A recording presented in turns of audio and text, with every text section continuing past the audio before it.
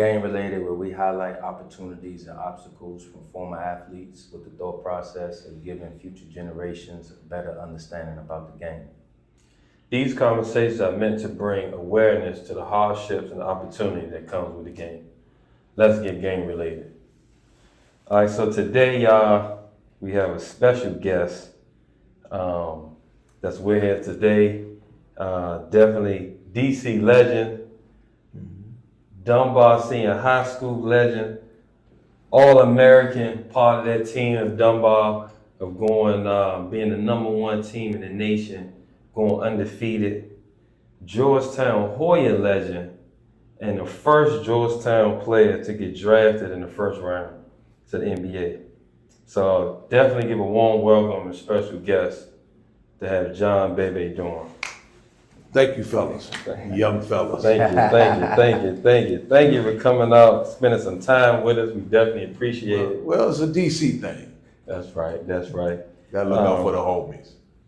So one of the questions we start off the interview, we always ask, people always focus on success, but handling that success is a total different beast. That's a different story.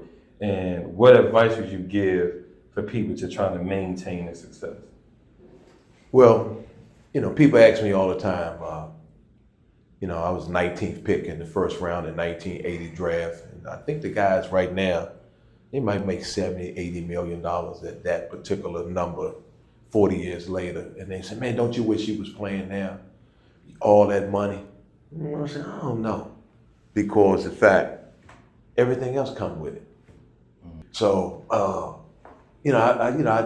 try to tell guys that I know, and I mentored over, 30 guys? Because the whole time when I retired or got cut or whatever you want to do, everybody, like Dr. J said, everybody going through that door, it's just how you go through it. I came back and worked with Patrick Ewing and all the guys for years, and I mentored them, and I made sure I would tell them all the stories and how to look at life, you understand what I'm saying? So I would tell the guys, just be humble, be yourself, Too many guys, they go Hollywood, and then when they go Hollywood and the money's not there no more, then they feel embarrassed, and then they go do something stupid. Okay. So especially back in that time, like, what was the basketball scene like? How was that era? Like, how was the competition? Like, who influenced you during those times that, like, in your game? Well, my hero, my superstar is my older brother. Lonnie is the middle brother. My older brother, Eddie, right, was the first one that I used to go. I think I was 5 or 6 or 8 or 9, something like that. I would go over, the #2 boys club used to be right under the 3rd Street Tunnel. And they would play over there just like they play at Berry Farms. That was the outside hoop. Okay. And my brother was so nice with it, man, and that's how I picked up the game, watching him. He was fast, he was quick, he could shoot. He could pretty much do everything, right? And I was, his name was Eddie, so I would get all the love from my friends because I was Eddie's little brother. So all the other little guys my age, they would hang with me because my brother's Eddie that runs the basketball court. Okay. So I, a lot of times when we have the guests, we do our research, right? So now, correct. I'm reading up on you, right? Okay. And so I read the thing, and they said, as far as being a kid, probably about 10, probably was the boys club era. Like they said, you never lost. Like you always won championships. Yeah, King of DC. Yeah, King of DC, and then I could attest to that. Grew up playing at #2, and we always won basketball. Right. And so just talk about back then how the Boys and Girls Club definitely had impacted the game of basketball in this area, and then of course now, they're non-existent. Well, look at it like this. The first year I played 10 and under was the first year. It was 18 and under, 16 and under, 14 and under, 12 and under. They started for the first time 10 and under. So we went 15-0 at 10 and under, right? Then we won at 12, 14. Then after that, I started playing at Dunbar, right? Have you ever been in a game where your shot just not falling? Yes, Or you got more turnovers than assists? all the time. Sometimes the best way to go is through. For the Good Therapeutic Services can help you turn a loss into a win. FTG is a group of licensed therapists here in the DMV area who help people create a unique formula to get through tough games, challenges, and circumstances. Yes, give them a call at 571-412-1791 for a free consultation, or visit them online at psychologytoday.com by searching For the Good Therapeutic Services. Again, that number is 571-412-1791 for a free consultation, or you can go online at psychologytoday.com and search For the Good Therapeutic Services. Make sure you tell them to stay gang related. So when you look at the boys clubs and you look at sports, you can pretty much say that was part of the things that made the city on a quiet note, whereas you could travel the city. And what I mean by that, if I'm playing against the guys at Number 11 Boys Club that's over there at Valley Green or Martin Luther King or Porter, all those dangerous places, when I go over there, I already know these guys because I've been playing against them since I was 10 years old. Mm-hmm. So you didn't have all the beef. Mm-hmm. What you doing over here, this and that. We didn't have that because everybody ran track, baseball, basketball, and football. So everybody knew everybody throughout the city. You know, so when we get to high school, we was go down to, they used to have the dollar movies right there at the town theater, $1. You got there at 12 o'clock and you left at 8 o'clock. It's all night for $1, right? Popcorn, 25 cents, right? The beauty of that was the whole city was there. Yeah. Never no fights, never no problems, because everybody in the city knew everybody, right? So when they got rid of the boys club most of the boys, they used to have one all the way through, must have been 15. I think the last two, they still got number 8, and we still trying to do number 2. That's it. Yeah. You understand what I'm saying? So now these kids don't get to travel nowhere, don't get to say, we was going to Southeast. Yeah, so, you know, the boys club was such a major, major part of Washington, D.C. they took away, right? And I know that was design. I mean, back in the day, especially we talking late 60s, early 70s, the police actually would, somebody commit a crime, they wouldn't even take him to the police station. They bring him to the boys club. Mr. Jabo, he over here stealing. They wouldn't even lock him up. Because that was the community back then, you know what I mean? Yeah. And these guys was they was current police officers. So everybody knew everybody. They could come there and say he was light-skinned with freckles. Oh, that's Johnny, you know? But they don't have that now, you know? You think that's what's missing why the violence is so enhanced right now? Oh, no question. No question. Then you know, we had this thing in the 70s, we all wanted to be pimps, right? The pimp game was going, right? They had the big cars and the diamond in the back and the cannon light on the sunroof tops, and they had the thing on top of the car. Like they got the Mercedes, they got a big horse up. How you see it over there? So anyway, right? So we all want to be pimps, right? Because they had Max Julius. You know, I don't know if you know Max Julius. He played the Goldie in the Mac. Okay. You ever seen the Mac? I ain't seen it. You seen the Mac? Yeah. That's Goldie. Okay. What people didn't understand, Goldie played at Spingarn. Huh. Okay. Goldie went to California with Elgin Bellingham, and he got into drama class. He was the point guard for Elgin. Wow. So he went to college to play basketball and got into drama and became an actor. right? So we always had love for Goldie anyway, because we knew he's really a ball player, really nice. Yeah. So when he got into the movies, the Mac, it was all about pimping. But the difference was when the 80 came, nobody wanted to be a pimp no more. I want to be a hustler. Everybody wanted to be a hustler. Yeah. Okay, now the hustling game is going, and that went crazy. Them 80s was crazy, right? Mm-hmm. Then came the 90s.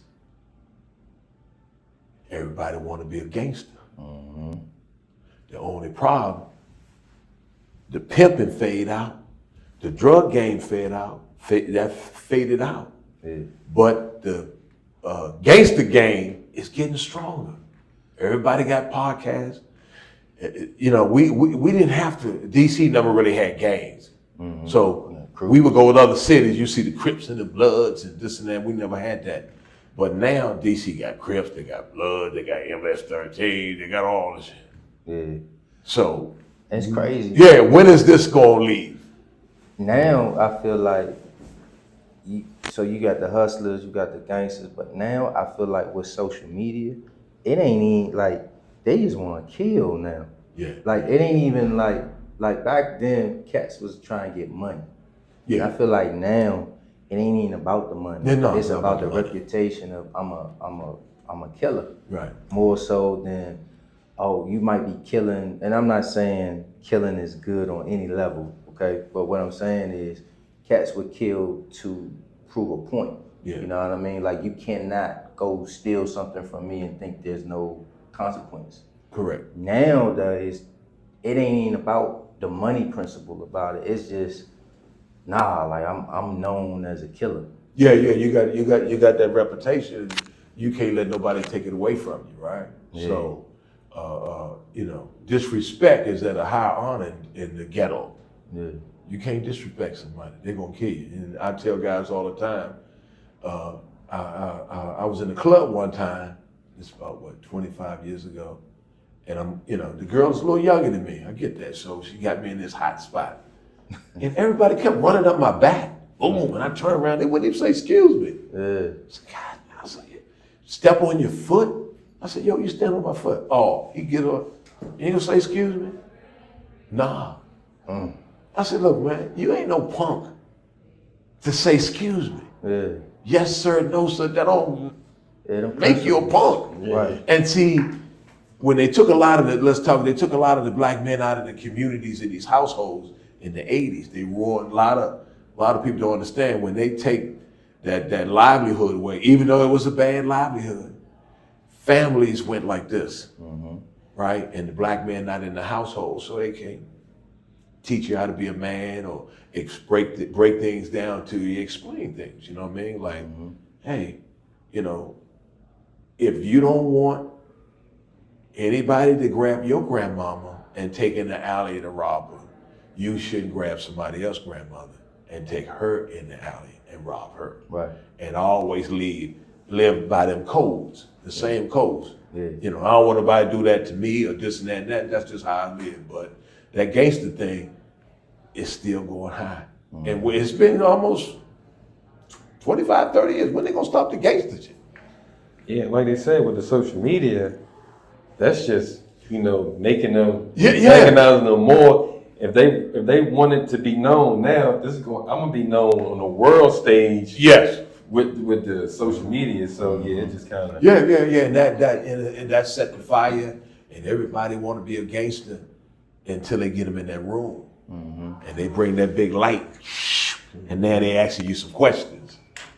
You was thorough out there, And you singing like a bird. and now you singing like a bird. You told these people, hey man, y'all turn that video on. I want to do this one time. Don't tape it, video it. You know what I mean? I want to make sure we get it clear. So I had a couple friends and prosecutors. They used to say if they lock up a group, guys say, man, come to my room first, because they break them all down. He said, once you leave his room, you ain't need to talk to the rest of them. He gave you everything. Yeah. And they say, he gave me up, huh? Yeah, he did. You know what I mean? Yeah. So let's switch to Dunbar, man. Y'all was the #1 team in the nation. Yeah. All right. You talked about the Boys and Girls Club. Like, talk about that experience of, inner city DC basketball? You know, like what were some of the rivals that you had during that time frame? Man, let me tell you something. The boys' clubs at that time was the feeder to the public schools. Yeah. Right? That was the feeder. You know, you had number 9, you had number 2, right? 9 and 2, we going at it every year. Boom, bam, bam. We was playing in the championship from 10 and under to 14 and under, right? So we the 2 top teams. Yeah. We end up in Dunbar together. And then we got a mob. Now we running the city, right? And we got so good, we started running the country. You dig what I'm saying? So if you look at the top 20 back in the 70s in DC, 8 of them was from DC public schools. Wow. Did y'all ever, like, they still do it from time to time where they'll have DC versus Baltimore. Like was that a big thing? Big thing. So Dunbar and Baltimore had a guy that I idolized, a guy named Skip Wise. His game was super, super nice. 6'5" point guard, could do everything, right? He was the first. He went to Clemson, and he was the first freshman to make first team All ACC. Man. Then he went hardship to the ABA, to the Baltimore Claws. He was from Baltimore. He the one who put Dunbar on the map. Okay. And then they fold, the league fold, and then they caught him with some heroin about 2 or 3 months later. And he did like 20 years. I mean, he was wiped out, gone, right? But Dunbar and Baltimore was nice, but when we had to play Lake Clifton upset Dunbar and Baltimore. We played Lake Clifton twice and beat them. You know, but that Baltimore, DC always been a rival. But Virginia wasn't no slouch either. Yeah. That TC Williams, we went undefeated in '76. They come back, we beat them twice. The next year, they came back and ran the table 31-0, TC Williams. Y'all lost to them? No, we had beat them the year before. Okay. My year, then I'm at Georgetown in '77. But in '77, they ran the tables. Nice. Because they was nice. This DMV always been nice. Yeah. Around your time, there was a boycott of the Capital Classic. So in '76, the Capital Classic started in '73. Okay. Right?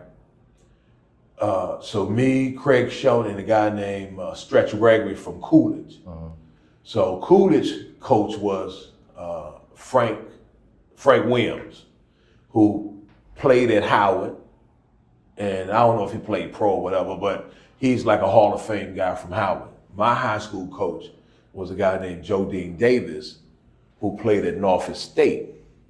Okay, and then Jodine got drafted 4th round to the Bullets, got cut and just stayed here, right? Okay. So you got 2 brothers from the black schools, so they on the culture, right? So now the inner high, because DeMatha and all them guys was running the tables. So Easton got strong, Dunbar got strong, Coolidge got strong, Spingarn was strong. Who else was strong? Ballou was nice. So now we kicking ass. So now we run the city because everybody coming to watch us. Before it was DeMatha, we had Mac and Catholic. We'll get into that. With the all boys with Austin Carr, JoJo Hunt, and all them guys. That was like a private ghetto street. Private school. Private school for real. Now, for the first time, we got me and Craig, right? Craig was player of the year. Yeah. Local player of the year. And they had what they called the first dream team was Darrell Griffith. I think it was Craig Shelton. I think it was Clyde Austin. It was JoJo Hunt, and they had a white boy out of New York. So Craig, I was okay, but Craig was getting all the glory, right? So they found out some kind of way. I'm a little young, I'm 17, I don't really know. They came in, the commissioner of the of the inner high, that's what we used to call it. The public schools came in and talked to me, Craig, and him, say, look, we want you guys not to play in this game. The capital class. And we like, what's up? They was like, well, it's a little over y'all head, but our understanding was the game was supposed to give money to certain nonprofits and communities, and one of them was Children's Hospital. In some kind of way, they found out that they was never getting the money. So I guess they went to the promoter and said, we need for you to make sure these people get the money. And it didn't work out. So we boycott that year. So apparently next year they played, so probably got worked out. But they just came. I really know. I was 17. I don't know, but I'm gonna go with what my coach say, because these two brothers was for us. Yeah. You know what I mean? Yeah. And they wasn't military, but they wasn't going for nothing. Yeah. So what made you choose Georgetown? Georgetown, right? Well, they gave me 2 houses, 3 cars, a pair of Nikes, and Converse. Yeah. So what happened there is this, right? We had a gentleman who mentored all us named Jabo Kenner. Yeah. Mr. Jabo. They got this game called the Kenner League. Yeah. His name is Jabo, right? Mr. Jabo was a professional fighter. He was ranked number 7th in the world. He's supposed to fight Joe Louis, but had kidney problems. So he couldn't do that fight. Now, Mr. Jabo lived in McLean, Virginia. And in a big ranch, the horses and all this, and just the 60s. Yeah, so there's a lot of land out there. A lot of land, and ain't nobody over there but white people, Mr. Jabo. Yep. And he would take us over there. He said, get in the car, I'm gonna show y'all something different in life. Like that, right? So he mentored Coach Thompson also, right? Okay. So what happened there is we all are number 2 guys. So when the machine started, right, they was all, it'd be nice if y'all can go to Georgetown. And we like, I don't want to go to Georgetown, because they wasn't on TV or nothing. Yeah. Maryland was the big hit. Right. So Maryland had the teams the best teams you seen in Kentucky couldn't compete with Maryland. I mean, Lefty was getting everybody, right? But now here come the pressure. We come down number 2 boys. You got Mr. Wise and Coach Thompson down there all the time. He lived in there, just in there, recruiting the players and watching the guys. And then they started black talk. Say, look, we need your help. It's a black man starting off. The black taps. You're a black man, woo, like that. Kind of made sense. One thing, he's gonna look out for you and this and that, all that, right? But he was like, so my coach Jodine was like, look, this is the deal. I'm about the culture. And if Coach Thompson, he's already at Georgetown, if he can win, that'll open up the door for the rest of the black coaches to get in there, because white people are like copycats. You see what I'm saying? If somebody do something, so after when Muggsy Bowl went in the league, they was looking for the next Muggsy. They weren't looking for Dr. J, they're looking for Muggsy. We gotta get a Muggsy, because the way he was killing up the league, we gotta get a Muggsy, right? So they was telling me and Craig, okay, we listening, but more than me, Craig had Kentucky, UNLV, UCLA, North Carolina State, everybody. I visit Minnesota, Villanova, VCU, NC State, and Clemson. That's where I visit. I visit Clemson because, Skip Wise, and he had left. I was like, okay, that'd be perfect. My game's like his, and I go right. My game wasn't nothing like his. But in my mind, I'm thinking, my game is like his. Nowhere close. Sorry, nowhere close. I tell you that I'm strut. I ain't no Skip Wise. It was unreal. But he's like, oh, he leaving, I can go there. Right, cool. Right? But it came down to helping Coach Thompson, because, at that time, we loved the man. People loved Coach Thompson, a good dude. And Jody just said, Davis, he said, look, I'm going to tell you something. If y'all can go there and y'all put them on the map, it helps the culture, right? It helps the culture. He said, not only that, I'm going to tell you something. I don't care where y'all go. Y'all are pros. He said, y'all are pros right now. I mean, when I was in high school, I looked older than LeBron James. I really I was 30 years old. I mean, I'm gonna tell you that like So that. you ain't aged. So he was like, y'all are that good that y'all gonna make the pros. Yeah. So we said, what the hell? So we signed, and then I think we signed on a Monday. And this is the crazy thing. We signed on a Monday, and by Friday, they had a 15-game TV deal just by us putting our name on the contract. Wow. They took that to Channel 5. Because, we was putting, at the DC Armory, we was putting 9,000 people in there. We couldn't play in a regular, first of all, we didn't have a gym. Did you know that? No, I didn't. We didn't have a gym. That's the new, this is the third Dunbar. We had no gym. We used to practice at Turl at number 2. We had no gym. That's crazy. Right, so when we played our games, you got 4,000 or 5,000 outside that can't get in the game. So we started playing at the DC Armory, packing it. Yeah. So Channel 5 knew that we came in, boom, they signed the contract and the rest of history. And when we got there, we understood that this is bigger than basketball. Because, this is the 70s. We got this thing back then, the black men, they gonna rape them white women. You better watch them. They're breaking your car. They're uncontrollable. You can't talk to them. They dumb and all that. Now, all those stereotypes, at Georgetown, we had to shoot them down.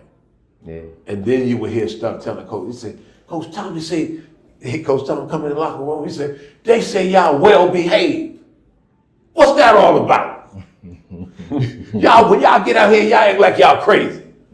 This was like a joke. Yeah. You know what I'm saying? Because they really thought that we really was animals. You know what I mean? Yeah, that's the perception that the media be putting out. Yes. And it's just even with black fathers and their families. Yeah, black fathers. fathers. I mean, they be acting like that's not existent. And it really is, but it's just what is conditioned to the world versus the truth. Right, right. I'm real, hearing that made me feel real good that y'all really put Georgetown on the map and showed them we not like that. Right. That's big, man. Right, and we used to travel, especially when we went south, right? When we went south and we played, first of all, they didn't know what that was.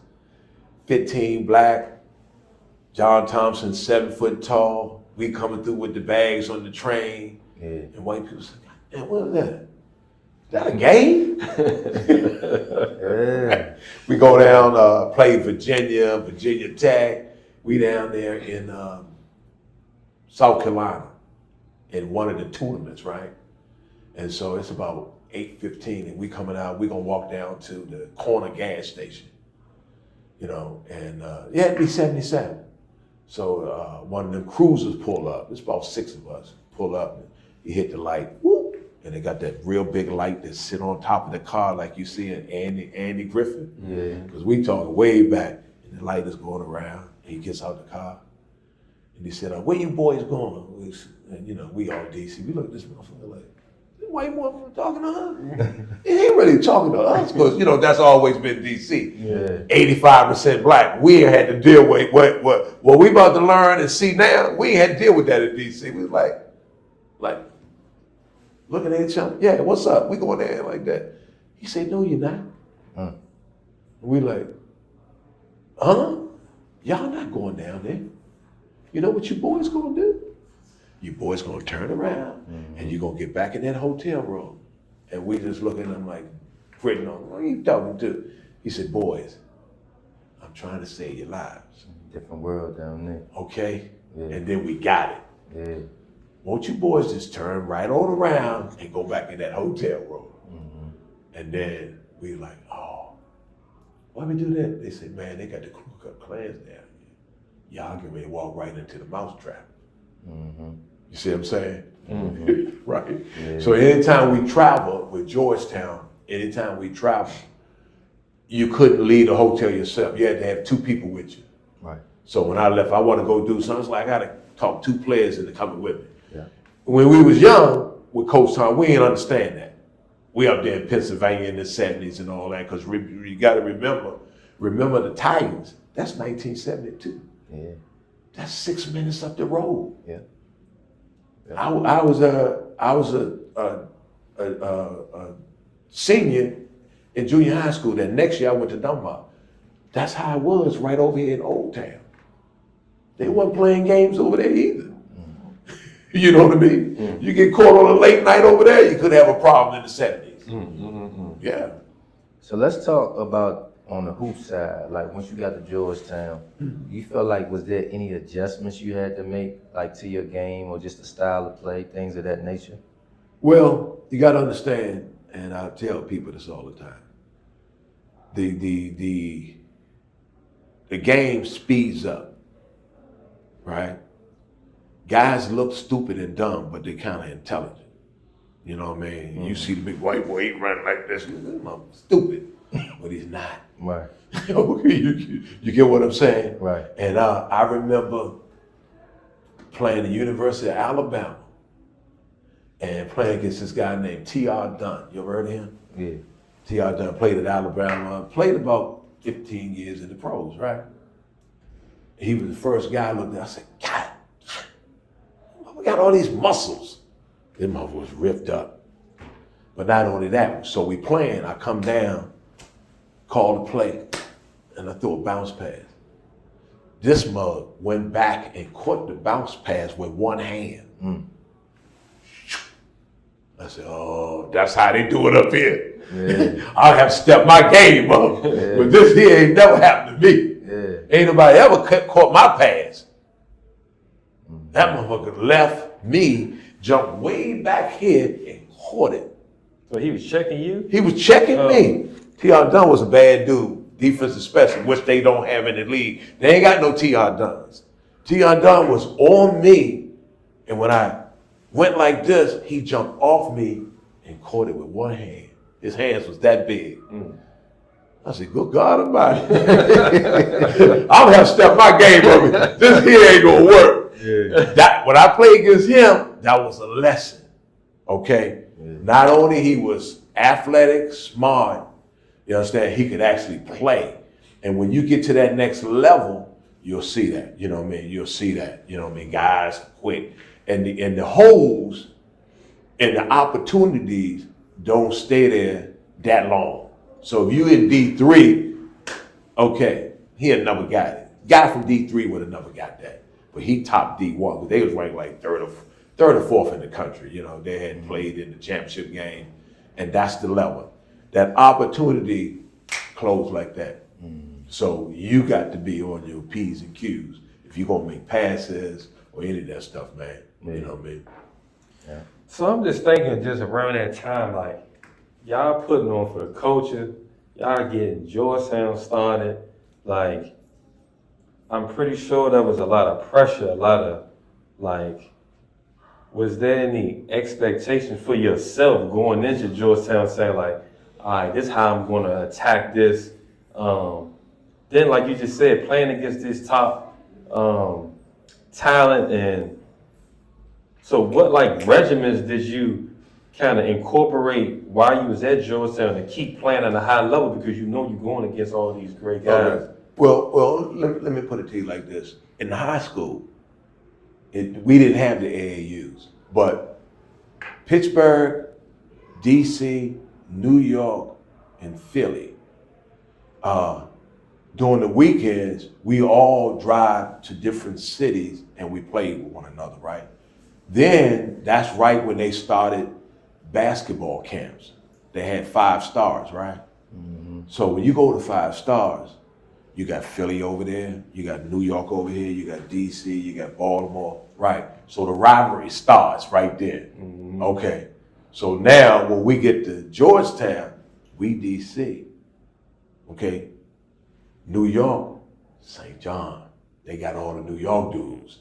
So you already know Philadelphia was having, Temple and LaSalle. So that's where Kobe Bryant and all those guys, Kobe Bryant's father went there, right? LaSalle and all that. Pittsburgh used to be a hell of a town for basketball before they dropped all the drugs in Pittsburgh and took away the steals and, all that. Pittsburgh, they could play too, right? So they would come here with round. So when we got to Georgetown, we already knew, oh shit, St. John just signed Reggie Carter. Damn, I had to deal with him at 5 stars. You see what I'm saying? So you already know, oh man, guess who's signing LaSalle? Michael Brooks. Yeah, okay, I remember Mike Brooks. That was the light-skinned guy with the curly hair, was blocking everybody's shot. Yeah, that's him. He with LaSalle now. So now you know you got your work coming. So to your question, yes, we like, yo, man, we really got to lay it down because you got to understand this, right? Playing at Georgetown in the 70s, if we lost 10 games, we really ain't lose but 3. Man, they was cheating us like it wasn't tomorrow. We had a thing called beat the cheat. That's what Big John said. We got to beat the cheat now. You already know they 10 points up when we going in here to play Temple. They 10 up, right? It's called beat the cheat. And also, we could never look at the referees. Make a bad call. He said, why you looking at the referee? You already know he cheat, right? We couldn't say nothing to the referee, any of that, right? He said, let me handle that. But man, you don't even imagine how much they were cheating in the 70s. Didn't want us to break that mold. But DC guys were so tough. Everybody said, plus we knew if me and Craig go there and be successful, everybody else gonna want to stay home. Because nobody, all the top guys, agent down in there, nobody wants to stay home. We was like the first cream of the crop to say, all right, we gonna stay, but we ain't going to Maryland, we going to Georgetown, right? So now all the other guys, Len Bias and Agent Brent, it's okay, they stayed home. Okay, so let's and I had a question. So when I was doing my research and they talked about the Pan American game, Right. Now was that was still wild at G-Town, right? Yeah, I was 1979. I was a junior. Okay. So like talk about that experience and then playing on with those players and then how that had an impact for us when you went to that next season and then carried over to the next season. So I went to me and Craig Sheldon went to the trials, and it had to be 75 to 100 guys. Everybody was there. Andrew Toney, Mark Aguirre, Darryl Griffin. You had the top of the top, right? So the workout lasts 3 days, right? And man, Muggs was so good. It was ridiculous. So we in there like, damn, here. There goes such and such. There goes such and such. Because they was getting all the play. Cal Macy and all that, the Kentucky and all the big schools, getting all the big time, right? Not what ESPN, NBC, ABC, so they all coming, right? So we in there, and then once we started playing, man, Craig played good, I played extremely good, right? So next thing I know, we ready to go home. I'm packing my bag, we all right, let's roll. And the guy said, where you going? I said, we leaving. He said, hold on. You John Duren, right? I was like, yeah. You made the team, man. I made the team? Yeah, you on the team. Got the paper right here. Like that. He said, yeah, you can hold on. They got to talk to you and all that. So it was a hell of an experience. But then I got a little nervous. Bobby Knight. I said, oh man, I don't really know if I want to make this team. What was he like? Cool as Kool-Aid. Oh, really? Cool as Kool-Aid. That's Okay. Bobby Knight, he said, look, I'm going to tell all y'all right now, if you ever watch Indiana players when he was there, you couldn't wear a facial hair. So once we made the team, he said, y'all got to cut all your hair off your face. Yeah. So the brothers got back. It was me, Isaiah, Raph Sampson, guy named Ronnie Lester, Ray Talbot, the dude, Sam Clancy from Pittsburgh. Sam was like, man, what this dude talking about? I said, what you talking about? I ain't cutting my hair off my face, man. I'm not doing that. Yeah, that's a big thing. Right. Yeah, he said, I ain't thing. cutting the hair off my face, man. So we talking right there. Said, okay, well, we just have a meeting with Coach. Said, Coach, we want to talk to you about something. It's like, what y'all want to talk to me about? Is it okay if we just cut this? We don't want to cut this. We agreed to cut this. He said, you know what? Okay. He like that. If you watch Duke players and all that, because Mike Krzyzewski was the assistant coach, right? Yeah. And so we just wanted the mustache. But the brother knew the game. So I'm playing D, and he said, nah, do it like this. I'm like, okay, do it like this. Next thing I know, okay, I did that. Whip. You got that still, huh? I said, God, what? He's a defensive specialist. He know the game, top and bottom. You can't pick a coach that won more championships. He only had one Hall of Famer. Look how many Hall of Famers Mike Krzyzewski don't have. At least 9 or 10. You see what I'm saying? Isaiah was his only one. But that's how good he could coach. Bob Knight. And like I said, he was just real cool, man. You know, he had a temper, he'd get off, but you never heard an Indiana ball player who played for him saying they doing bad. It ain't gonna happen. Yeah. It's not gonna. Indiana, they make all those guys, alumni, give these guys jobs. Okay, that's number one with Knight. And then even with, him and my good friend Isaiah, they went at it. And when it came time for Isaiah to get the job with Indiana, they had to make up. And it went just like that. So I'm saying, man, you was a baby when I was here. You didn't understand what I was doing. Then you got your own kids. And then that's when he started coaching Indiana, because Bobby Knight is Mr. Basketball, football, everything in the state of Indiana. For sure. They love him, man, But I love him too. He passed, but that was my guy. That's what's up. That was cool to reflect on that. So you got picked in the draft, Right. 19th pick, first Georgetown player to get picked Right. in the first round. Talk about that experience. Kind of, you alluded to it a little bit, obviously, like you got the bottle service, all this other stuff, right? Like, how was, first and foremost, once you got drafted, how did that feel? But then the attention that came with you getting drafted and the expectations of yourself and then people Right. around you. Right. So understand this new thing with the TV and all that, it wasn't like that. Yeah. When you got drafted, they call you and say you got drafted. Okay. Right. They had a draft, but it wasn't. I think it was on ESPN, but most people didn't even have a TV. They sure had cable. There wasn't no green room. Oh, yeah. Now they called you at your house. So when I got drafted, they called me and said, hey, you got drafted, 19th pick. Boom, boom, boom, boom, boom. Okay, Utah. Boom. Okay, great.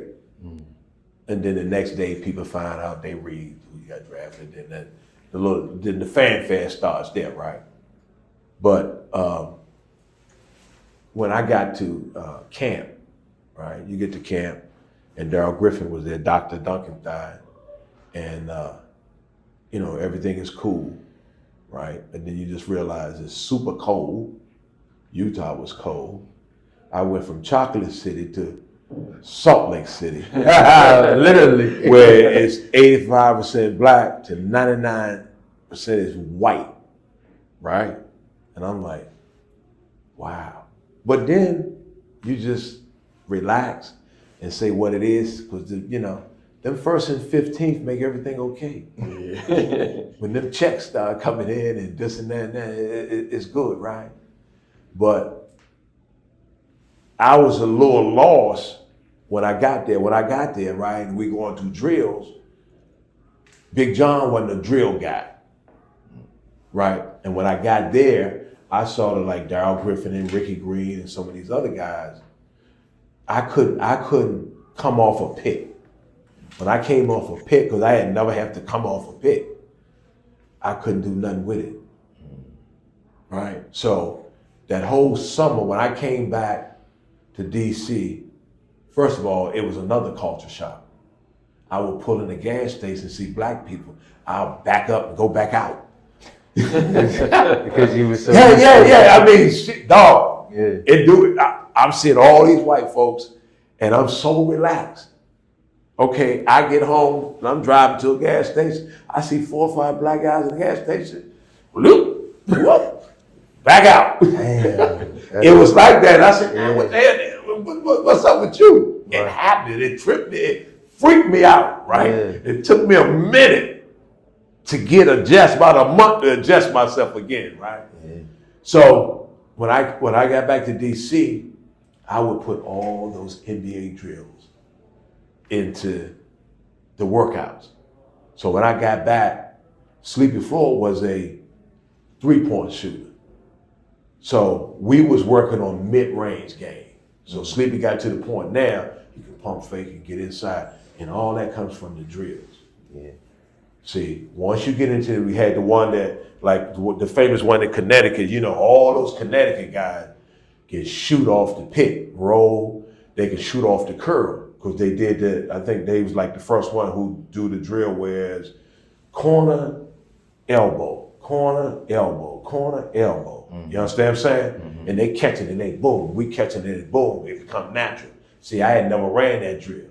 So I had a hard time with that. So it took me about my second year to get used to it. Mm-hmm. But when we brought it in the Georgetown thing up there at up at school, everybody got nice. So I wish I had me a BayBay. So like they say, the first guy through the door is the one to get bloody.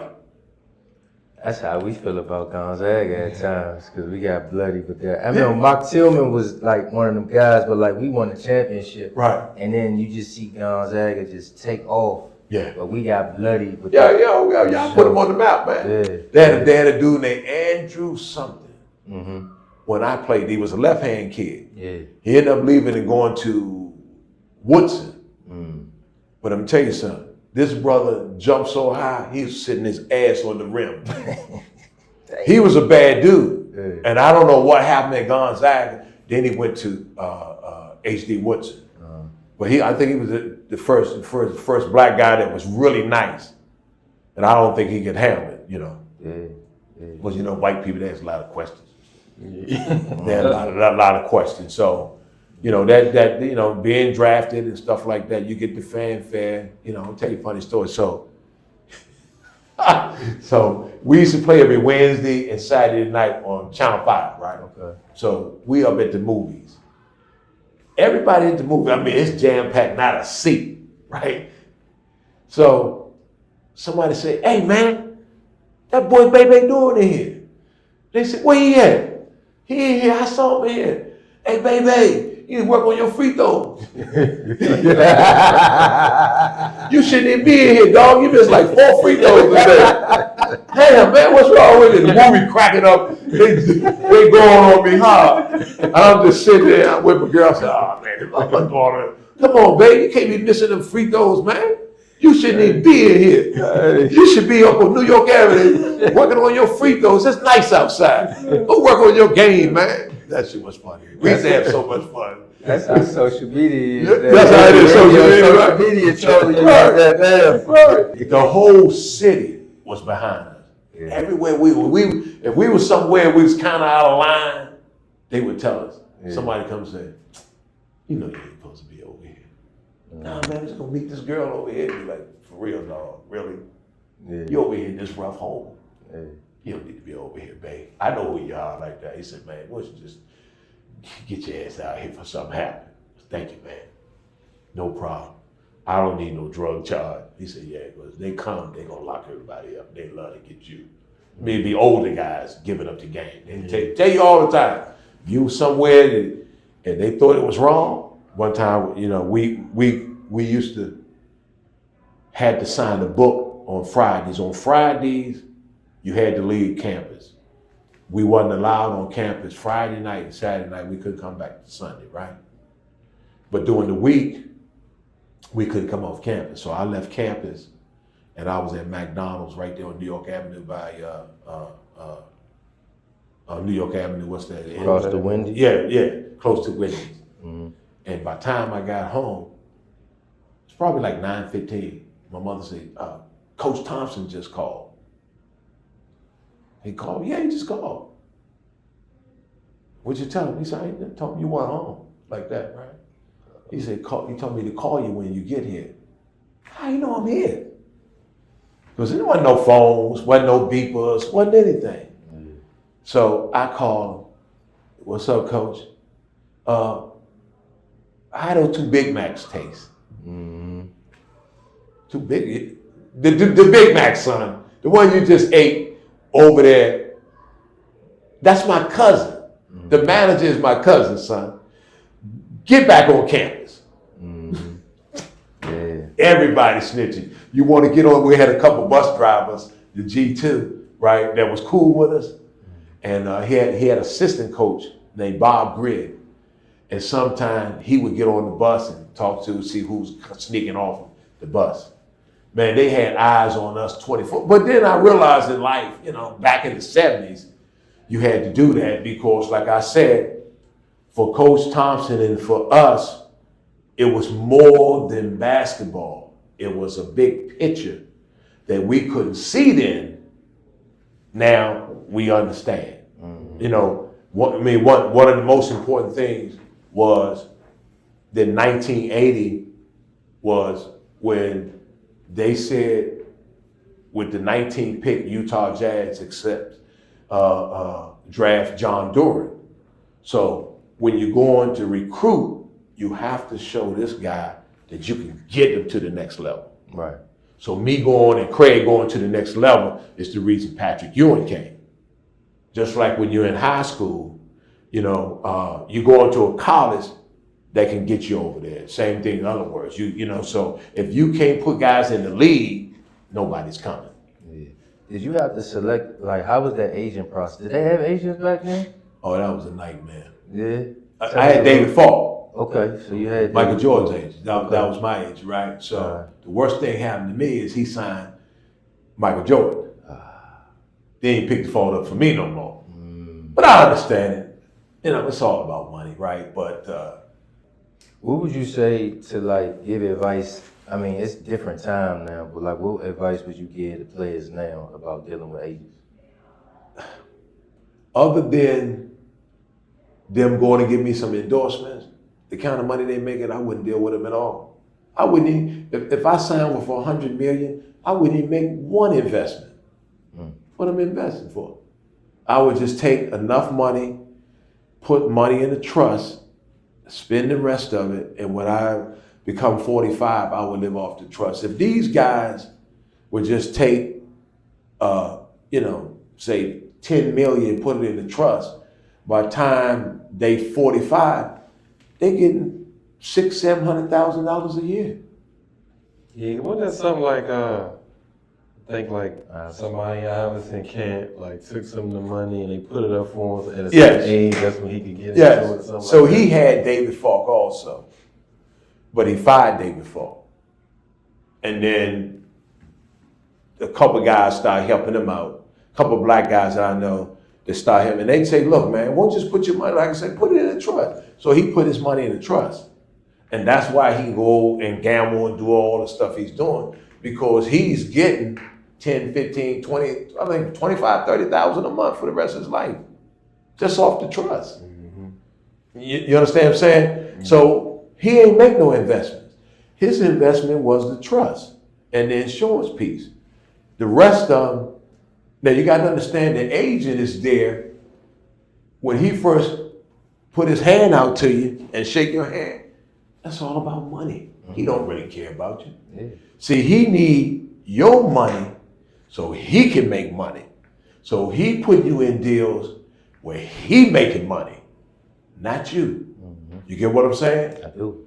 Because if they ever want to do it right, they would have told you from the jump. Just put your money over there in the trust. You know, they put all these guys in these real estate deals and they stole their money. It was all, they was doing shell companies, whereas I tell you, this is what we're gonna do. Start a company, you say you're gonna do a real estate deal. I'm the agent. I'm gonna give you $10 million. But the day I give you that $10 million, you write me a finder's check back, whatever, right? And then you got the shell company, you don't even put a nail in the door. You file bankruptcy and keep it all. And then give me another check too. They so slick. Athletes are not the only one getting taken. Everybody's getting taken. You see what I'm saying? But athletes are high profile and they got a lot of money. They the richest young blacks in this country. These black athletes. Nobody getting more money. Not the lawyers, doctors, Right. engineers. They not with the baseball player. He signed for $700 million. Now I done seen a $35 million check. I done seen one of my friends. I said, just let me hold it. the money is crazy. Just think about the per diem. Right. The per diem for these guys are $300 some a day. So when they go on a road trip, let's say they go 7-day road trip. 2100. Okay. And they got what they call a bag man. That's cash. They might have $500,000 in cash. Of course, they gotta pay tip the bag people, they gotta tip the cab drivers, the Ubers and all that. Then they give you your money. I mean, it's like crazy money. When I was working with the Knicks down in South Carolina, they would have the meal plan and nobody show up but me. $3,000 worth of food they gotta throw away every day. They just throwing money away. It's like crazy. Yeah. So much money that's in there, right? So when they go in and talk to these agents, man, the agents, believe it or not, they with the owners. So if I get him and I tie all this money up, and you the owner, you say, John, tie his money up. I say, I'm gonna tie him up for you. That way, when it come time to re-up and him get a new deal, he gotta take my deal. Because he ain't got no cash no more. Vicious. Yeah. Vicious side. And I've been on both sides of the fence. I've been talking to the agents, and I know how it is to play it. And I know that's why I say after 5 years, most athletes are broke, because the investments that we bank these investments, it never happens. I don't know anybody, any pro ball player themselves made investments and living off it. MJ is good because he got Nike, and he get 90,000 a month or something. I think he get 90,000 a month and he been getting it the whole time, right? And then he got this other thing, but all my friends, nobody investment worked. Nobody. Yeah, that's Yeah, I mean it's a sad story, man. I mean, when we go to the All-Star game, we have conference and brothers being there crying. And the old heads like us, we like, what are you crying for? It was 2005, dog. Didn't you have a phone? We ain't talking about the guys in the 70s and the 80s and the 60s. Everything y'all need to know is right on the phone.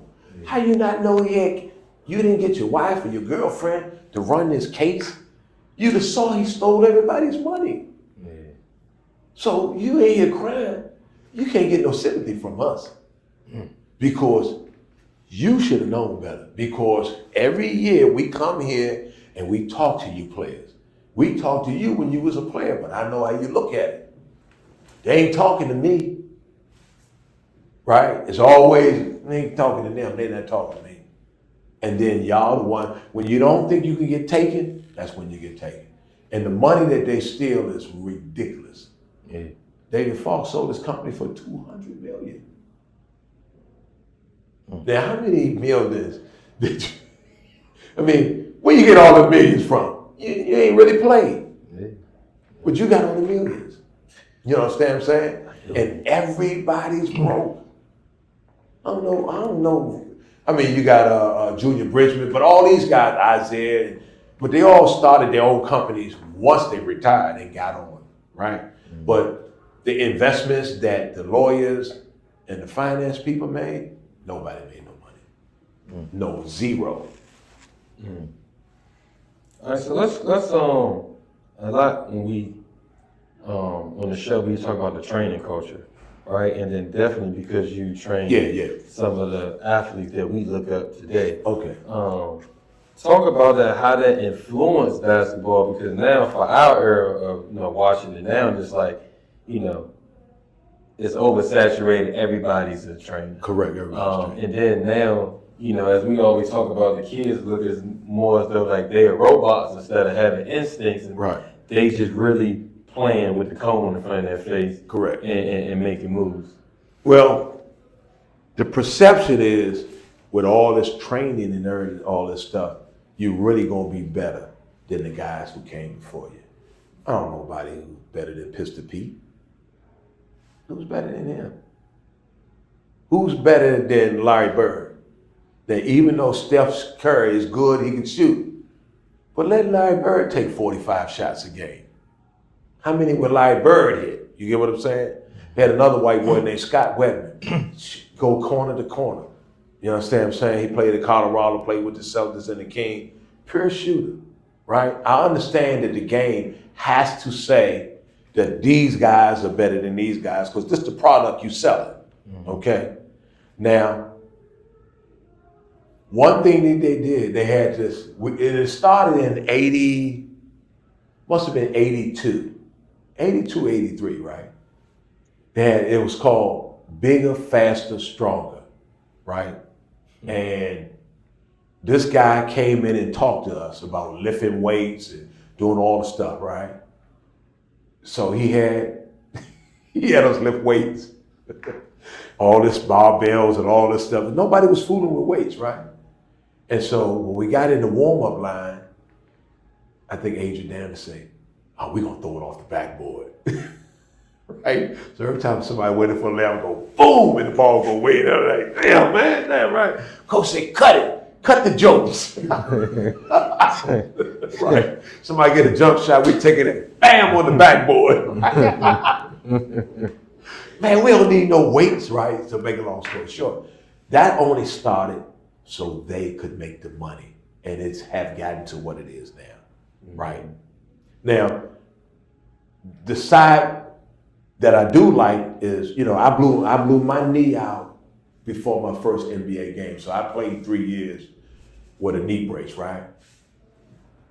Technology and all that, I probably wouldn't even have to have the surgery. You get what I'm saying? We're talking 45 years ago, right?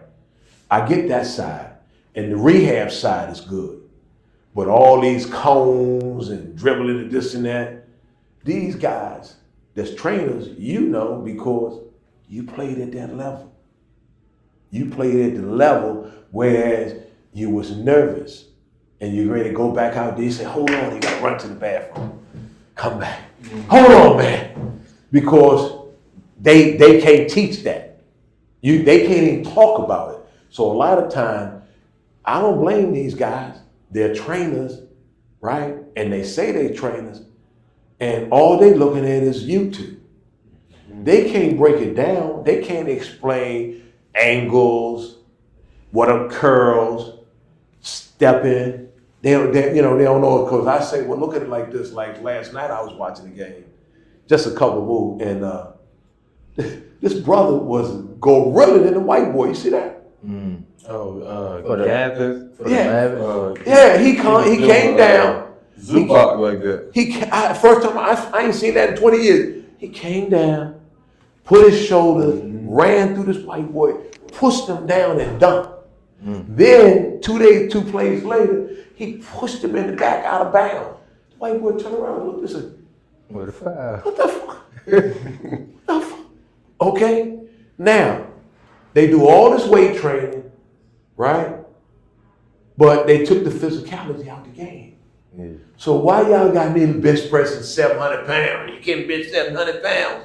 Why I need to do that? You ain't gonna let me use it. Right. Right? So that's just a gimmick so the white boys can keep getting their money. And I understand that because I made a lot of money doing it. But it's basic, but after it's the conversation. I would ask you, oh, you a point guard? Yeah. I say, why you think they make 5 or 10 passes and they got to go side to side? I don't know. You don't know. Let me tell you why. Have you ever watched a game, especially San Antonio, when Popovich was talking? He constantly say, move their feet, make them move their feet, make them move their feet.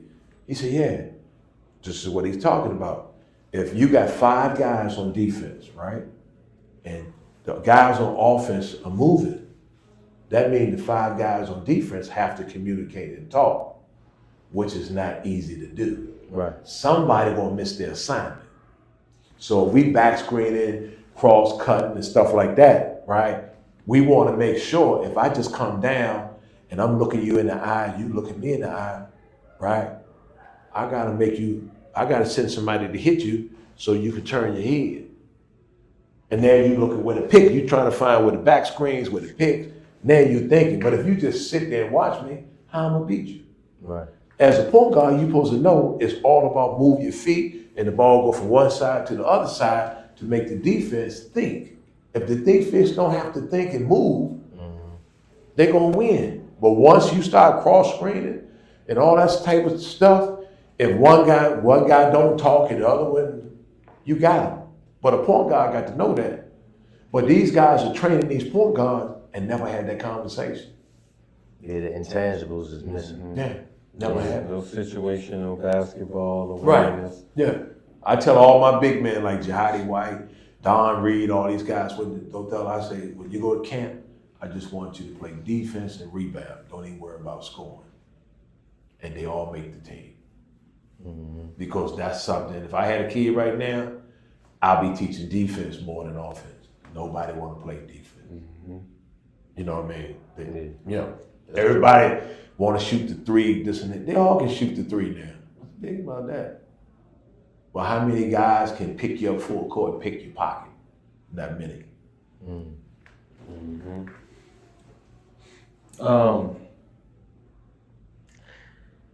So far as today's game, right? Who are the two of the top people that you like to watch now? I still like Steph. I like Kevin. I was liking the kid from Golden State until he got here. I kind of see he might not. Well, the thing with him, right? It's like, and Coach Thompson always used to talk about it. How you gonna act when the hitman on you? Yeah. When he was the sideshow, he looked just like Steph Curry. But now he's supposed to be the main meal. He can't get it done. Yeah. Get what I'm saying? Different when that scouting report on. Yeah. Yeah. When all of a sudden your name on the board, and in practice, everything evolves around them stopping you. Right? When he was with Golden State, he was the 3rd, sometimes the 4th guy. So they stopped Steph, they stopped Draymond, and stopped Klay Thompson. He wide open all the time. Now they trap him, they run at him and all that. He just can't get it done. Who else? I like John Morant. He's a little special, but but then too, let me say this. But I used to tell Allen Iverson this. That chip is a good chip to have. Yeah. Okay. But you gotta know how to turn it off. And that's what John Morant have learned, how to turn that chip off. To be that vicious guy on the court, but act like you got some sense. Because these guys, unfortunately, want to be gangsters. That's all they want. Like you said, it's still against the culture. So they got tattoos everywhere, and teardrops, and gangsters are trying to get out of it. Real gangsters, not trying to be gangsters. Yeah. You know what I mean? They'd already done the 7 years in jail and all that, and had to stop people from stabbing and all that. And all these guys through social media now want to be gangsters. And that's their biggest problem. Want to be accepted. You want to be accepted? Go drop some money off at the project. They accept you. You ain't got to ride around with guns and this and that and that. But he haven't got to anybody that he trusts or truly believe to really talk to him. And that was the great thing about Big John. He just kept it real.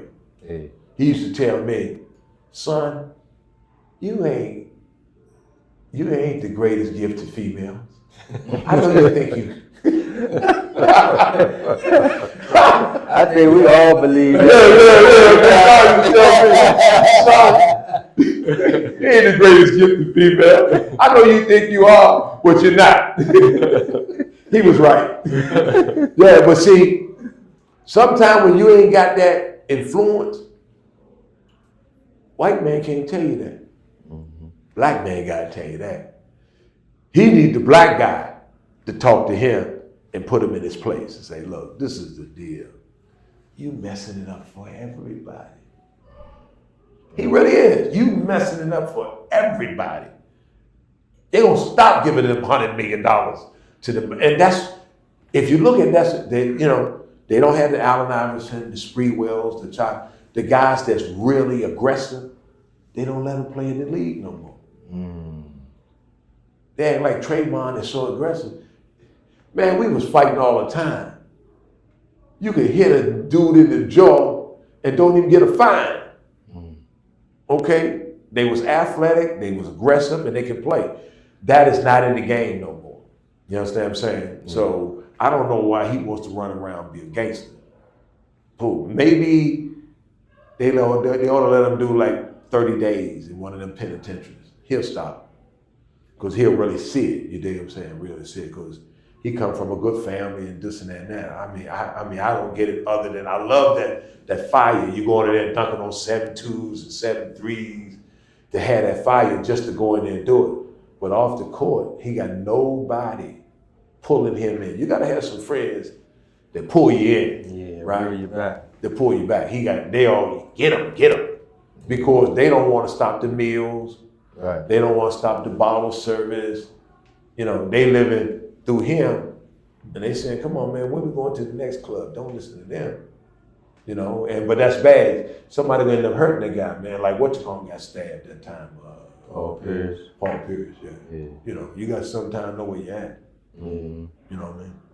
Yeah, that's when, like you said, you need them good people in your corner. You gotta have that. To say, nah, we don't need to be over there. We ain't going over there like that. Because, with me, my good friend Cornell made sure I wasn't doing certain things like, nah, this ain't for you, man. We going over here. Even when I was in certain quarters, if I came out there, guys was hand to hand, and they would say, nah, babe, you can't stand on today. We beefing with some guys, and we got guns under the seats and guns in the tires and drugs over here. If they come, they're gonna lock us all up. And I say, all right, thank you. I'm gonna see y'all later. But that's real. Yeah. Some guys after us, we out here, and all the cars, we got our guns sitting on the tires. So if the police come and go up under them tires, if you stand with us, they taking you too. I say, thank you for the information. I can't do no time. I'll tell them all y'all. They say, I'll tell them all y'all. They say, yeah, you leave. Good. Thank you. That's a good smart. Yeah, but that's what it is. You got to have some guys that want to protect you. Yeah. And my guys always want to protect me, man. So let's talk about, I call it like the basketball influences, right? So how AAU's playing like kind of strongholding the athletes and kind of being like, as Stan would say, like their handlers and kind of dictating their path of how they going. Get into that, and then like NIL, and we already kind of got into social media, how the positive and the negative effects of that. But definitely wanted to touch on the AAU's. This what it was, right? Well, I played with the DC. I guess it's called not PAL. But I was on the team. What the fuck they was calling that? It used to be Washington Gas. It's junior high school. But whatever it was, and we went, same thing, all the top junior high school kids came up to Banneker. You play youth games, that's what it's called. So I played in the youth games, right, with DC. And we went to Birmingham, Alabama. And they had New York, you had Philly, you had Alabama, they had Florida, they had all the cities there, right? So we get ready to play Boston. So we walk in the gym and New York is playing Alabama. And somebody say, what is that on, what's that on them New York guys' feet? And everybody looked, we was like, damn, they ain't got pro, it was like Pro Kids, it was Pumas and Converse. We say, Nike, they got on. We laughing, these Bamas. Man, these New York dudes some Bamas, look at that, all right? And somebody, I think a guy named Billy Brown said, nah, but they nice. We said, yeah, they are nice though. Like, we didn't know what it was, right? What was Nike? Whatever, right? Fast forward, so what happened was, when they stopped all the rec centers throughout this, and this happened through the country. They stopped the rec centers and they stopped the boys clubs. They put in the AAU. Now understand, the rec centers and the boys clubs was the feeders to the public schools all through the country. Once they put in the AAU, who are they feeding? They feed the private and the Catholic schools.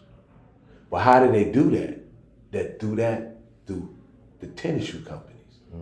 See, the tennis shoe companies are the ones that get the street hustlers tennis shoes to give to the kids, right?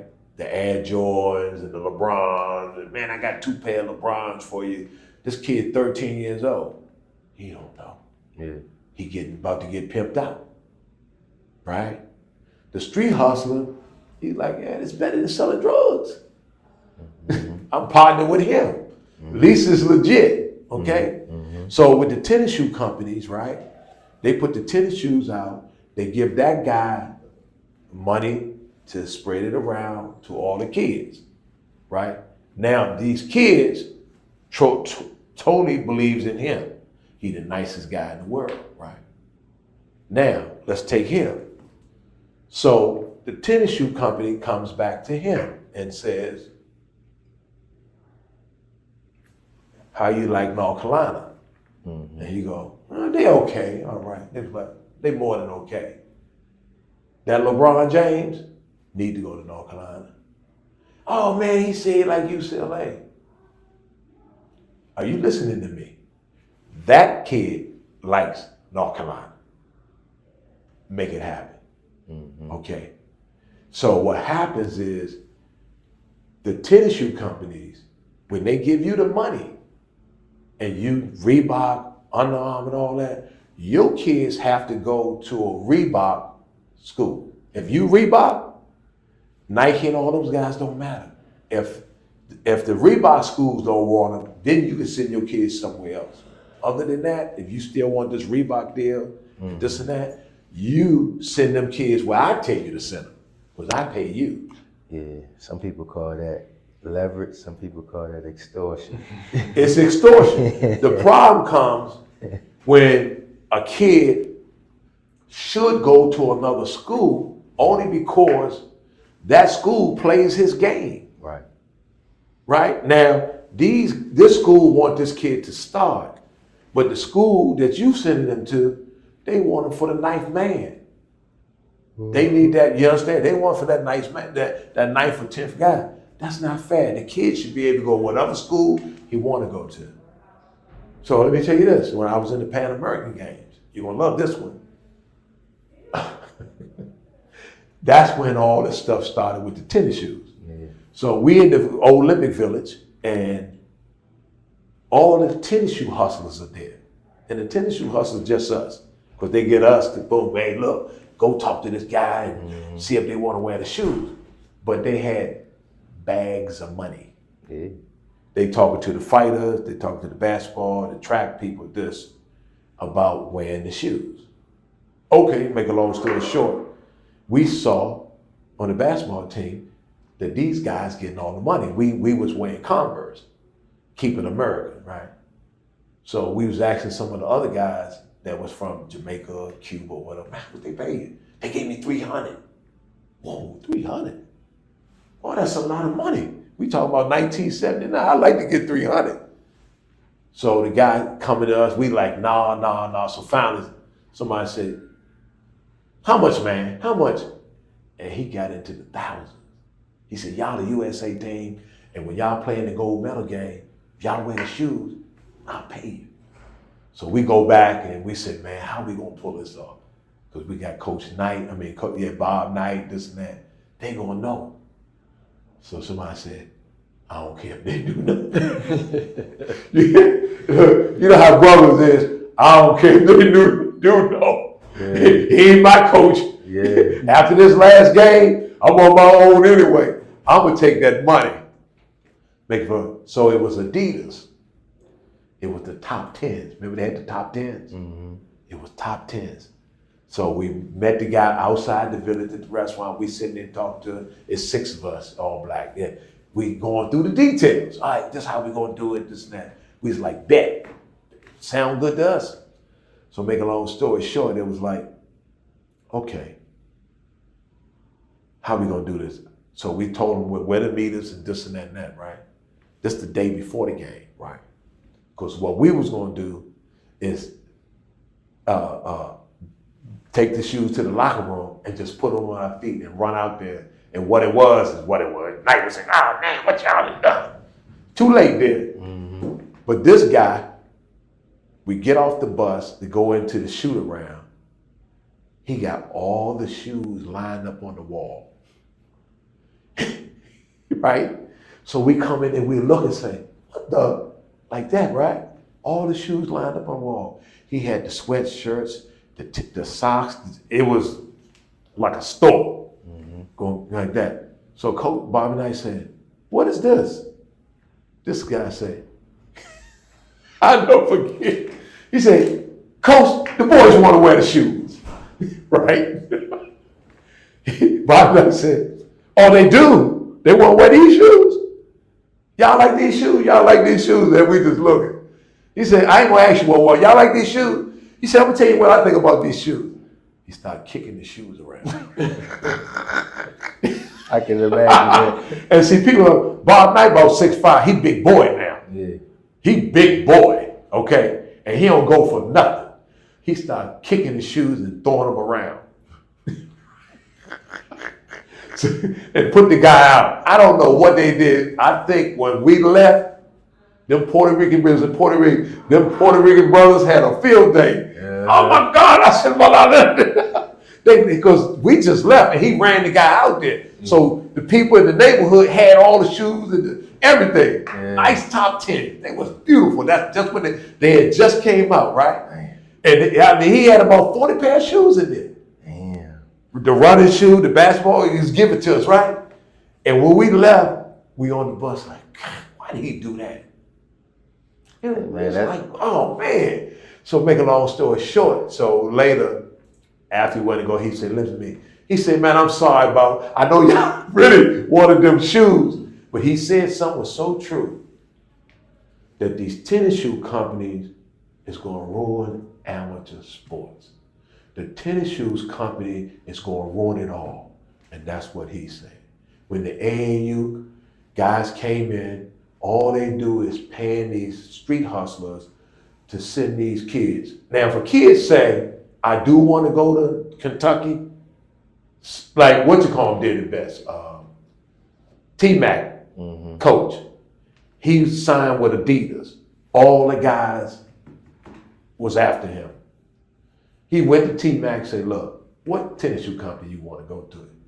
He said, I'm just going to be honest. If you sign with Adidas, I get $1 million. That's what they're going to pay me. He said, take the $1 million. He said, okay, thank you, man. Appreciate it. Same thing with that's why LeBron James good with his coach. Because he come to him, tell him straight up, man, you know, I'm gonna do this video and one day I'm gonna sell it. It's okay with you? Okay with me? Mm-hmm. That's all you gotta do. Now, if I don't tell you and I send you to a school that you shouldn't be going to, now if you tell me I like Kentucky and I can call it the guy in Kentucky and I say, hey man, you like Cadillac trucks? And he said, yeah, I like them. I like them too. I need 2 of them if you want this kid. They had an AAU coach in Chicago in the 80s. He charged $1,000 just to play, just to talk to his kids. Because what he was doing, the $1,000 go into the pot. I'm tired of y'all, and this is so true, I'm tired of y'all coming in, getting these players, taking them to college, y'all make all the money, then they go to pros, man, they never come back home, I can't get them on the phone, they act like they don't know me. He said, I'm tired of that. So y'all gonna pay me straight up. And if you ain't got $1,000, don't call me. So, because the AAU I would definitely say for inner city black kids in disadvantaged neighborhoods, it's the worst thing ever happened. It's the worst. Because if your parents don't have no money, you can't play. If you don't make the high school team. Now, DC was so nice in the 70s, guys was getting full D1 rides from boys club ball. Because they couldn't make, like Moochie, you know, our guy, he was at Dunbar, couldn't make the team and went up Cardozo, and they played, 15 years in the NBA. Wow. But that's how stacked the teams was. So now these kids don't play nowhere, so they just end up walking the street. Like the boy from Roosevelt, Baloo, how nice he is, what's his name? 6'5" point guard, he like 10 years ago. Dante. All right, Dante. No, he was with Baloo. Yeah, I'm thinking of and he was robbing all the CBS. Yeah, that's Dante. Either him or Lester. Lester played No, Kenyon. Keo. He went to Dunbar. With the Dunbar, then he went to HD. Then went to HD. Talking about Keo. Man, that guy's. First time I saw him at Barry Farm, I said, man, what college he at? They said, man, he in the 10th grade. Yeah, that's one of them grown men. That he great. Now, he looked older than me and LeBron. LeBron was old looking, and I look older than LeBron, but he looked older than both of us. Yeah. But he should have been in the league. Yeah, he was ready. I saw him play, I think, over the farms, and I saw him play a high school game too. And he was sizing them up, jab stepping, getting to a spot, knocking it down. I was like, yeah. And like I said, he was young doing that. Yeah. And I'll tell you, man, he should have been a pro. I don't know where he at now, but the AAU circuit, right, is paying these kids to fly. So if you got a good guy, they'll fly, let's say Crime Stopper. They'll fly Crime Stopper back in the day to California to play on their AAU team. And then he go to Texas. And the coach and all those guys was getting the money, the age, and man, it got so terrible. Because once you throw that money in the game, and it's all started with the tennis shoe contract, because, you know, Sonny Vaccaro, you know who that is, right? Mm-hmm. Sonny Vaccaro, right, had a tournament, or had a game called the Dapper Dan. Yeah. And he was before the Kaplan Classic. We were supposed to play in his game, but me and Craig never played because right? He the one that got John Thompson the tennis shoe deal. Georgetown was the first school to do a tennis shoe deal. We had Converse. Yeah. And he wanted Georgetown because of Washington, D.C. He knew if he can get Georgetown and then Patrick and everybody come, that's how Nike, Georgetown, Nike, and ESPN all blew up at the same time. Because ESPN came right around 79. That's when we had that good team, 79-80, when we beat Syracuse at the Dome and all that stuff. Nike was with us, and they was doing all the advertising. Then Patrick came, and the whole thing changed. And Nike took over Converse and everybody. You know, I think they bought Converse now. They think they own Converse. Mm-hmm. Yeah, so, you know, that AAU, I don't like it. Yeah. Well, man, we had a game. You want to get the game going? Oh, yeah. So we got a game of You can pick one or the other, or you can say Okay, both. cool. Oh, boom. Huh? Or you can say Oh, no, a shot. Yeah, that's how they do. I drink. I'll take a shot. All right, so Dunbar or Georgetown? Dunbar. LeBron or Jordan? Jordan. Jason Kidd, Isaiah Thomas? Isaiah Thomas. Luka or SGA? Who was SGA? That's the Oklahoma. Shai Gilchrist. Shai Gilchrist. I don't really watch. I don't know who that is. All right. All right, so Luka. Give me Jokic. So I stay in the MVP candidates. So Jokic is the big dude from Denver, and the other one is Dallas. Yeah. Dallas guy. So John Thompson, and forgive me for forgetting the Dunbar coach name, Davis. Yeah. Davis. You want to know why I picked Davis? Well, When I was, and this is a learning experience for a lot of the parents, right? When I got to Dunbar, right, I was the two guy. My brother Lonnie was the one, right? Lonnie was the one, and I was the two. So I got like 10 offers, okay? My junior year, Stacey Robinson came and joined us, so I had to go play the 4. I got 2 offers.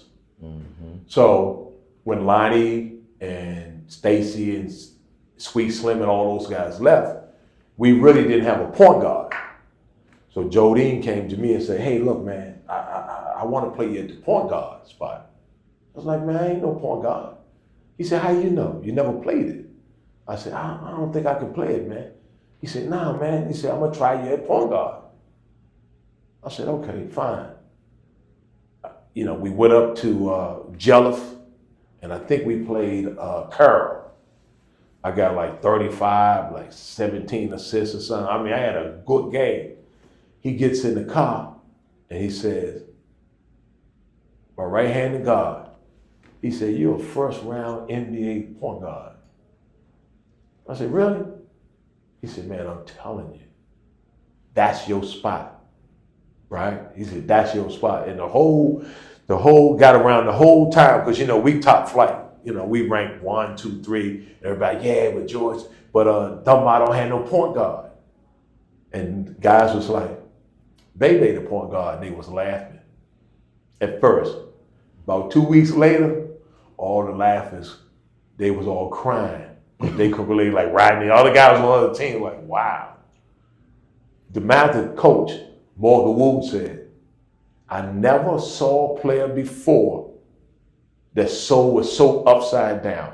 I don't know what John Duren did, but whatever he did is amazing." Because when I played the 2, I was okay. When I played the 4, I did nothing. Right. I just stood in the corner. But then I played the point guard. That's when that's the first time I played. This was my natural. I was just a natural, right? And he realized that. He said, "Man," because the first time they played us, I was playing the 4.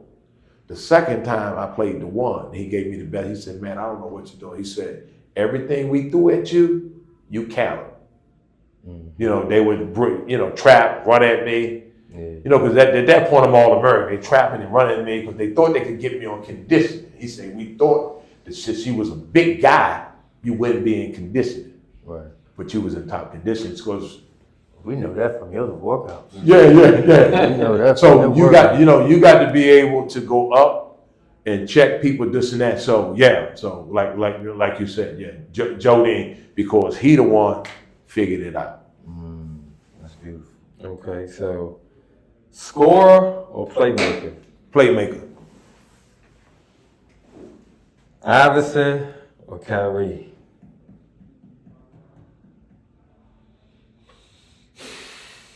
I take a shot. Love or respect? Respect. Mid-range or three-pointer? Mid-range. Would you rather be a role player on a great team or be the man on a bad team? Role player on a great team. All right, so that's it. It's cool, man. Hey, man, it's been great. You spending this time with All right, us. fellas, It's been cool, I'll man. go home, give me some sleep now because I hung out late. Yeah. Last thing is just any advice you want to give to parents, players, even coaches, just moving forward. I mean, you gave a lot of games, so if you ain't got nothing, that's cool. But if you got any last words you want to give. Well, the way things are going now, I would tell a lot of kids' parents and stuff that, put them in some type of team sports. Because in team sports, you learn a lot, and even Coach Knight said it to me, is that one thing for sure, when back in the day, when guys came to college, even if they couldn't read and write, there was something on the college campus for them, okay? You still got to look at structure, right? Discipline, being on time, being accountable for your actions. If nothing else, they're going to get that. That way they know they get to work on time. Not like me. They get work on they get to work on time. You understand what I'm saying? Yeah. They know how to, one of the biggest things that black men these days have a problem with is somebody saying something to them. They haven't got to the point that they can take criticism, or they can't handle authority. That's the biggest problem. You understand? True. They don't, I ain't working for the white man. Are you really not? Why are you going to take care of your family? You're going to work for them until you can get to where you need to be. Improving all that white, black, throw all that out the window. It ain't even that kind of day no more. You got to do your thing and take care of your family and all that. But the biggest thing is, especially if they single parents, however, get some other people in their life so you get a different point of view. Because when I used to coach at Mackin Catholic, and I dealt with a lot of mothers, and and I would tell them, okay, if your mother called me now, everybody gonna run. And I say, everybody on the line. Jeff got home late, didn't do his homework, so now everybody like, yo, Jeff, you gonna do your homework, man? Because as long as you keep it a team and they understand that it's teamwork, okay, and that's what life is all about with your family and all that, you can't make it in this world by yourself. Trust and believe, okay? So I tell them, if you can get on them good teams, and if you can just get on a college campus, it'll help you 100%. You know what I mean? It'll help 100% because you learn so much that they can't even, the stuff we go through, right? They don't teach that in college. They told me about some rocks, some mountains. Man, I don't need to hear that. Right. The only class I want to go to was the money class. What they talking about finance and that? Yeah. The stuff he talking about. I mean, come on. I feel that. Who built this and who did that? Who the first person went to Africa? Man, I don't need none of that. Show me them interest rates. Yeah. You know what I'm saying? Everybody, you know what I mean? But the key to it is everybody can't play in the pros, but the key to it is to try to get, even if you don't get a degree. So one of the problems with Kentucky, I don't know if you knew this, right? And North Carolina State used to be the same way. They don't go to class. So if I'm coaching and my kids are going to class and your kids are in the gym, my kids got 3 hours in the gym, your guys got 8. So once they slapped the Kentucky coach, he left, right? Yeah. He left because he can't cheat no more. If I got you in there 8 hours a day, you're going to beat me. And you know who turned him in, right? Bobby Knight. He said, it's time for me to say something. This is getting ridiculous. Yeah. You get the kids one and done, and that's just what they are. One and they done. They learn nothing. Because all they do is play basketball. And that's not right, that's not fair. You know, you gotta make these kids do everything. You gotta make them accountable. Oh, you ain't on time? Let me show you what life is about when you ain't on time. Oh, you gonna do what you wanna do? Okay, let me show you. And that's how they do it. If you wanna be on this, Big John the same way. He said, hey, but 2 ways this thing gonna go. And both ways is my way. So, you know, he had a camp, and the kids are not supposed to leave the campus. Right. So 3 of the kids left the campus and went down and got hamburgers on Wisconsin Avenue, right? And he found out. So when they come back to campus, he put everybody on the floor, and he said, you, and you, y'all stand in the middle of the floor while I talk. He said, you see these 3 kids right here? Right? These 3 kids, they just ate the most expensive cheeseburgers they would ever buy. Because he was charging $700. He said, and this the first day. He said, open the door. He said, they're your parents. They had to come off their trip to get y'all. See, part of it was they brought you here for a week so they can enjoy their life. But since y'all went and got them $700 cheeseburgers, they had to come back. So y'all going back home like that. He said, anybody else want a $700 cheeseburger? Right? He said, because you wasn't supposed to leave campus. But once you left, you think them people down there wasn't gonna tell me you was there? They know this the whole pro community. They called right away and say, you know, your people was in here with their Georgetown shirts on. And then you cost your family all that money. He said, I hope this helped you. Because I'm quite sure everybody been letting you get away with everything, but you couldn't get away with this. And that's important. You know, I'm gonna ask God for a hookup. Man, come on, man, hook me up, man. I know I disrespect him. Come on, hook me up, man. But you know, that's important that you get that structure. You know, that you gotta have that structure, man. Cool. All right, fellas. Well, now, man, we appreciate your All time. right, hey, man. I mean, hope great. we gave you what you need, man. You edited and whatever, man. But you know. So thank y'all for tuning in for another episode of Game Related, man. I hope you enjoyed yourself as we did. Hope you got a lot of knowledge and a lot of jewels. We'll definitely see you next time.